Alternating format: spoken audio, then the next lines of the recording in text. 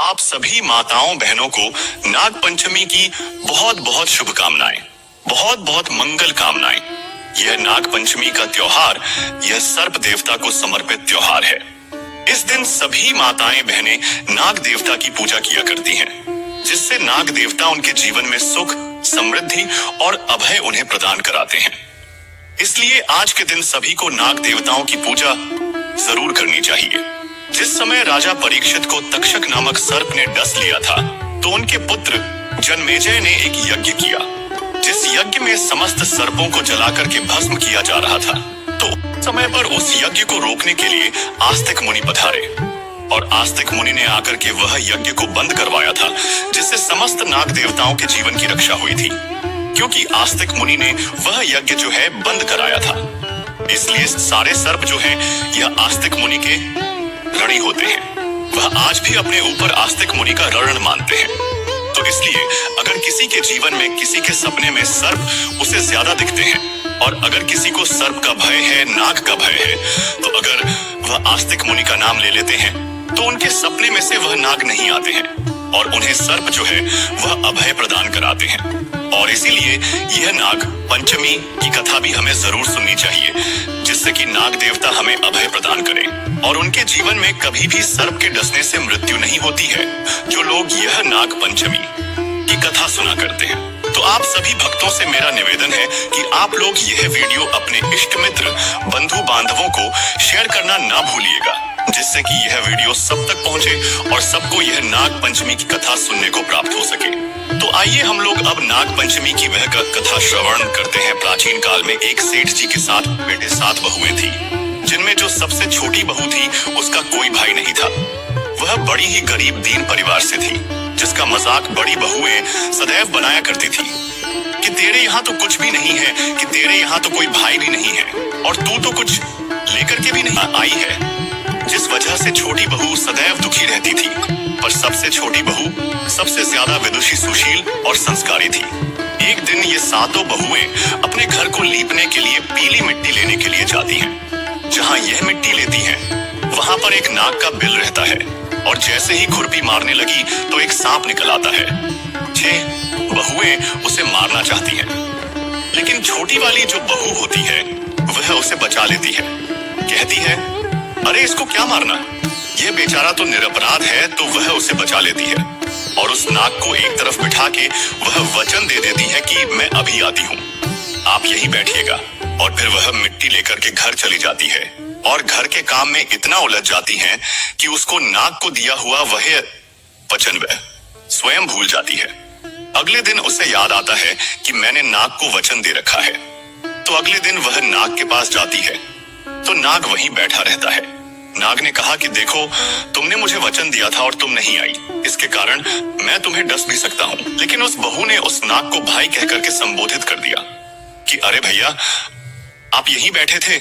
तो यह सुनकर कि उस नाग के मन में भी दया आ गई और बोले, तुमने मुझे भाई स्वीकारा है तो मैं तुम्हें अपनी बहन बनाता हूँ और बहन तुझे जो भी मांगना हो वो तू मांग ले। तो वह बोली कि भैया मुझे कुछ नहीं चाहिए, आप मेरा कोई भाई नहीं था और वह तुमने मुझे अधिकार प्रदान करा दिया, तुम मेरे भाई बन गए, इससे ज्यादा मुझे क्या चाहिएगा। यह कहकर कि वह अपने घर आ गई। वह सर्प भी अपने घर चला गया और कुछ दिन बीतने के बाद जब सावन का महीना आया तो हर भाई अपने बहन को लेने के लिए उसके ससुराल जाता है। तो नाग भी इंसान का रूप रख के अपनी बहन को लेने के लिए उसके ससुराल गया। उसने जाकर के कहा कि मैं अपनी बहन को लेने आया हूँ। तो उसके ससुराल वाले बोले कि इसका तो कोई भाई है ही नहीं, तो तुम कहाँ से आ गए? जब इसका कोई भाई ही नहीं है तो तुम इसे लेने कहाँ से आए? कौन भाई हो? तो बोले, मैं इसका दूर का भाई हूँ, दूर के रास्ते का एक भाई हूँ और मुझे इसे ले जाने की अनुमति दीजिए। तो ससुराल वालों ने उसे ले जाने के लिए भेज दिया। अब वह अपने भाई के साथ में जाने लगी तो सर्प ने बता दिया कि देख बहन, मैं कोई और नहीं, वही तेरा भाई हूँ जिसे तूने अपना भाई बनाया था, और अगर मार्ग में कोई परेशानी हो तो तू मेरी पूंछ को पकड़ लेना, मैं ले चलूंगा। और वह नाग अपने नाग लोक में अपनी बहन को चला गया। नाग लोक में वहां के धन दौलत, स्वर्ण मणि, हीरे, जेवरात, उन सबको देख करके वह बहन आश्चर्यचकित रह गई कि इतना धन है यहाँ। लेकिन उसके मन में कोई लोभ नहीं था। बड़े प्रेम से वह अपने भाई के साथ में वहां रहने लगी। तो एक दिन नाग माता कहीं जा रही थी। जाते समय बोली, बेटी अपने भाई को तू दूध पिला देना। और वह नाग माता चली गई तो उसने अपने भाई को दूध पिलाया, लेकिन ध्यान नहीं रहा और उसने गर्म दूध अपने भाई को पिला दिया, जिसके कारण उस नाग का मुंह जल गया। माता लौटकर कि आई तो देखती है, अरे ये तूने क्या कर दिया। क्रोध में आ गई, लेकिन उस सर्प ने अपनी बहन को बचा लिया कि माँ यह मेरी बहन है, इससे आप कुछ मत कहिए। इससे अनजाने में यह अपराध हुआ है। यह जानबूझकर कि इसने वह ये अपराध नहीं किया है और इस कारण से उस नाग माता ने उसे छोड़ दिया। अब जब वह बहन अपने ससुराल वापस जाने लगी तो बहुत सारे हीरे, मोती, जवाहरात और स्वर्ण आभूषण वो उसने भाई ने अपनी बहन को देकर के उसे विदा किया और घर छोड़ करके आया। जब यह बड़ी बहुओं ने देखा तो वो देख के चौंक गई कि इसके भाई के पास इतना धन है। तो उन्होंने उसे बहकाया कि तेरे भाई पर तो इतना धन है, तो उससे तू और धन क्यों नहीं मांग लेती है। यह शब्द जब उसके भाई यानी नाग के कानों में पड़े तो उसने और धन दौलत लाकर के अपनी बहन के ससुराल में दे दिया। एक ऐसी हीरे की माला दी जिसकी चर्चा पूरे नगर में फैल गई और इस चर्चा को सुनकर के वहां की रानी ने भी यह सोच लिया कि मुझे वो हार पहनना है। और उस रानी ने राजा से कहा। राजा ने सैनिकों को आज्ञा दी और सेठ जी के यहाँ पर वो सैनिक चले आए। अब सेठ जी तो घबरा गए राजा के सैनिकों को देख के कि अरे भैया राजा के सैनिक है तो देना पड़ेगा। उन्होंने वो हार दे दिया, लेकिन उस बहन को बड़ा कष्ट हुआ कि मेरे भाई ने बड़े प्रेम से मुझे वह हार प्रदान किया था और मुझे देना पड़ा। यह देख करके उसके मन के कष्ट को देख करके उसके उस भाई ने यानी कि नाग ने उस माला को ऐसा श्राप दे डाला कि उसे अगर मेरी बहन के अतिरिक्त कोई भी पहनेगा तो वह माला नाग बन जाएगी। अब रानी ने जैसे वो माला पहनी तो वो नाग बन गई। एकदम भयभीत हो गई देख के कि यह तो नाग है। भयभीत होकर के वह राजा के पास दौड़ के आई। राजा ने तुरंत यह सुनकर के सेठ को बुलाया कि तुमने क्या दे दिया है मेरी बहू को। यह इसके गले में सर्प कैसे आ गया और तुमने मेरे साथ छल किया है, तुम्हें सजा दी जाएगी।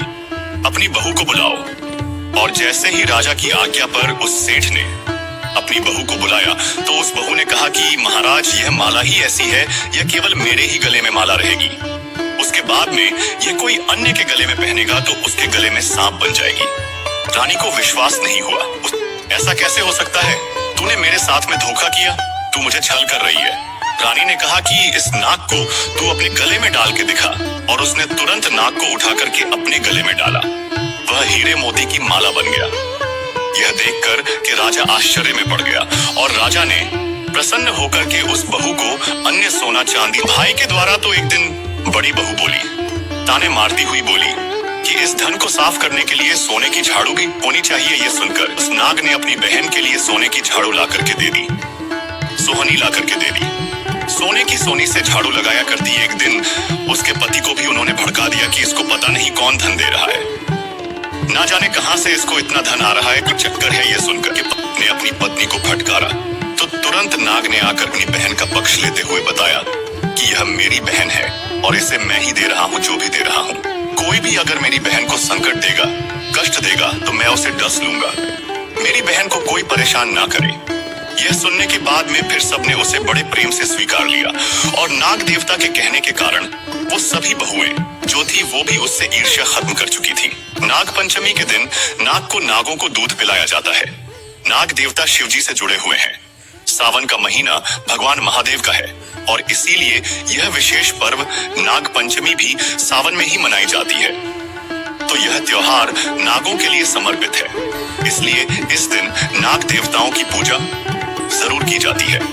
शिव मंदिरों में जाकर के नाग पंचमी की पूजा होती है। जिनके जीवन में काल सर्प दोष रहता है, नाग पंचमी के दिन जब वो लोग पूजा करते हैं तो उनका वह काल सर्प दोष जो है वो नष्ट हो जाता है। जिन्हें भी भय लगता हो वह आस्तिक मुनि का मंत्र ओम आस्तिक मुनये नमः कहें तो उनके सर्प का सपने में सर्प जैसे दिखते हो वह सारे दोष जो है वो दूर हो जाते हैं।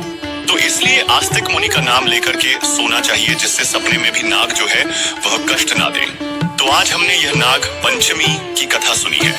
ऐसी ही आगे कथाएं सुनने के लिए आप लोग हमारा यह YouTube चैनल सब्सक्राइब करें ताकि हमारी आगे आने वाली वीडियोस आपको प्राप्त हो सके। तब तक हर हर महादेव।